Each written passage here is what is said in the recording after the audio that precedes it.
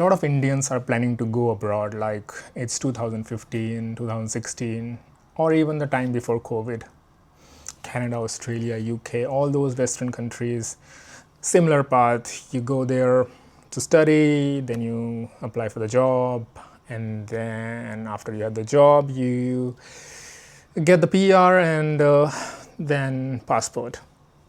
That's traditional way. And that route actually worked for many people. I'm pretty sure you must have known in your friends and families this route worked, and maybe that's exactly you watching this video. But in 2026, this route is more expensive, more crowded. And I'm not saying this from the theory, I'm saying from my personal experiences. I've been living outside India for over 10 years now. So I'm telling you from my personal experience. In 2015, I left India and I didn't go to any Western country. I didn't go to Canada, I didn't go to Australia, New Zealand, US. I actually went to China. Yeah. At the time, people around me, my family, they said it's a strange decision. Some even said it's a very stupid decision. That one decision changed my career. Not because China was easy, it wasn't. It changed because I accidentally learned something which most Indians, when they plan abroad, they ignore. By the end of this video, I want you to see it too. Hi, my name is Nitesh. I'm from India. I lived in China for almost 6 years. I learned Chinese, Mandarin, and today I live in Vietnam with my wife and my 3 cats. So when I talk about moving abroad, I'm not talking like an agent. This is more than 10 years of my own personal life, which I want to share. Most Indians, when they talk moving abroad, they have Western countries in mind, mainly US, Canada, Australia, New Zealand, and maybe some European countries as well. And I get it. They speak English there. It's much easier for us to assimilate. They have a clear pathway for PR and citizenship, higher salaries, good environment, good infrastructure. But there's one problem nobody talks about. Everyone is standing in the same queue. You, your cousin, your family member, your friends, all standing in the same queue. Not only you, the other students, other people from other countries, they also. So when everyone is standing in the same queue, that same queue gonna be more expensive, more crowded, and harder each passing year.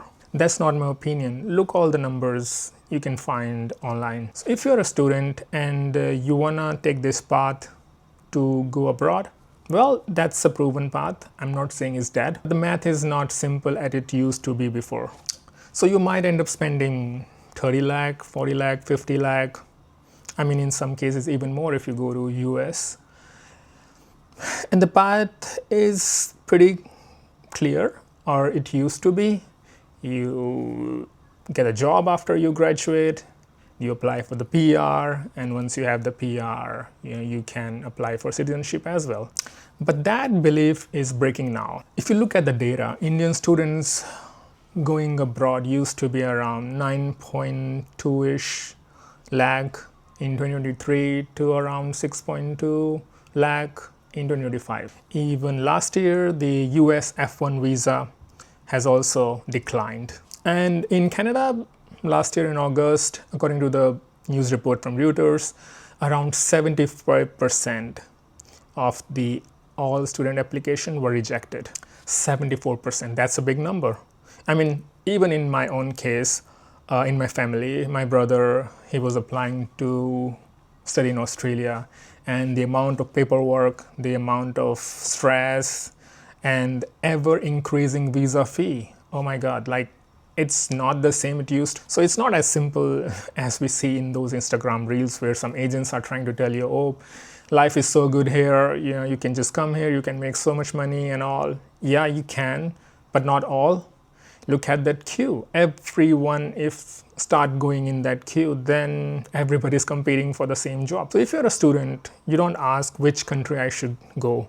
You should ask, what kind of skills do I have that country needs? Because visa is the first step. And if you are a working professional in India, you have your own set of problems. You're competing with different thousands of other people in the same category who have the similar scores, similar experience, similar educational background, even similar IELTS score. Visa agent or a recruiter sees your CV or an application. How can they differentiate? Be honest to yourself.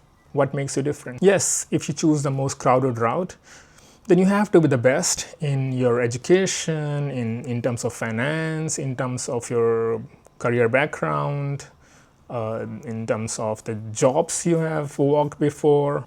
I mean, you have to be one of the cream layer.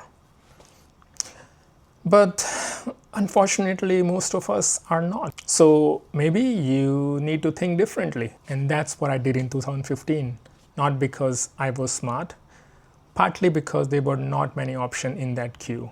When I told people, I want to go to China, and the people's reactions were like, why China? Why not Canada? Why not Australia? Why not all those developed nations? Look, I understand we have our own emotions, our own mindset about China. We understand there's a tension between the two nations.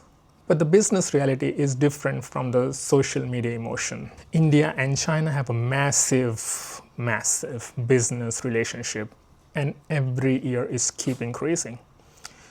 Indian need Chinese imports. Chinese need Indian population. Manufacturing, sourcing, imports, supply chain, consumer products, all it is connected, whether we like it or not. Now here's the thing, when I landed in Beijing, I did not have a genius plan. Actually, my first job in China was to sell heavy steel machinery, steel tools, nothing glamorous. I was not sitting in a fancy office in Beijing. I was doing a normal sales job there, trying to figure out how does it work, how those people interact with me, how they react, the language, and the culture, a lot of things. But I was learning Chinese every day. That was the main motivation. And I have to say, it was not easy. It was hard, but I had the environment. The first 6 months, I could barely speak much. I started to understand basic conversation, what people are around me talking about. We were using the translator applications to interact with each other. It took me around 1 year to be able to speak basic Chinese, and gradually my learning kept on, and around 2 years later I was fluent enough to give my interviews in Chinese, and of course that helped me to get more better opportunities, higher salaries, higher opportunities, and slowly the doors started opening up for an Indian guy like me in a country like China. And then within a couple of years, I was heading India market for a certain company at the time in Beijing. And those kind of opportunities, I'm pretty sure wouldn't be able to get in India, or if I decided to go to some Western country. And adding all those experiences actually led me where I am today. Now think about this. Think about what I had become. An Indian guy who understands India, who speaks Hindi, is his first language. Second is he speaks good English, and he's fluent in Chinese. And now he started to understand Chinese market, gradually a broader Asia market. And that made me rare. And this is the thing I accidentally learned. The thing I told you in the beginning. Don't chase a country, build the leverage. A country is not a strategy. A PR is not a strategy. A skill is a strategy. A language is a strategy. And that combination is a rare. I mean, think about this. Chinese plus sourcing or business development, or if you learn Korean, you learn trade or electronics. And for German, you learn supply chain. And if you learn French, you have a very good opportunity in Canada or in France. Now, be careful. Just learning language is not a magic. You're not automatically gonna get a lot of job offers or become rich. Learning Japanese alone won't get you jobs in Japan, but language plus a skill, that's a very rare combination. And here's my honest take on a lot of people now learning AI tools, which is really helpful for you. I use AI in my day-to-day work, and I know that you should also use them. But if everyone is learning the same AI tools, then learning those AI tools alone is not the big advantage. Your advantage should be your combination. Definitely you should learn those AI tools. Maybe you should add a language. Maybe you should add another skill as well. So if you are seriously considering to move abroad, you should ask yourself this question: am I just following the popular path just because everybody is doing it, or am I building something which is rare? Well, if your goal is just to get a passport, you don't want to spend time learning another language, then yes, those English-speaking countries are your best bet. But you need to understand the risk. Countries will keep changing. Their visa fee keep increasing. Job markets keep tightening. Politics keep shifting. If your entire life revolves around a country's visa rules, then you're not planning, you are more gambling. So instead, you should build skills that can compound, and those skills can give you more options, more freedom. And maybe with those skills, you can even start in India. And with those options, if you're in India as a working professional, you can maybe start working in a Chinese company, French company, Japanese company, using your language skills. You build your experience in that particular industry, whether it's trade, supply chain, import, export, etc. And maybe then you take that skill to that country. Or maybe you can utilize those skills to move somewhere entirely. The goal is to build a life where you have more options. So here's the whole video in one nutshell. Don't ask which country is the easiest. Ask what makes me rare. For me, the answer was Chinese plus my Chinese experience. For you, it could be Japanese. For someone else, it could be German. AI plus a foreign language. Supply chain plus international exposure, or something I haven't mentioned in the video. But whatever you choose, don't stand in the same queue as everybody else. Sometimes the best opportunities are where fewer people are looking. Now tell me in the comments, are you a student or a working professional? Which country are you planning to move?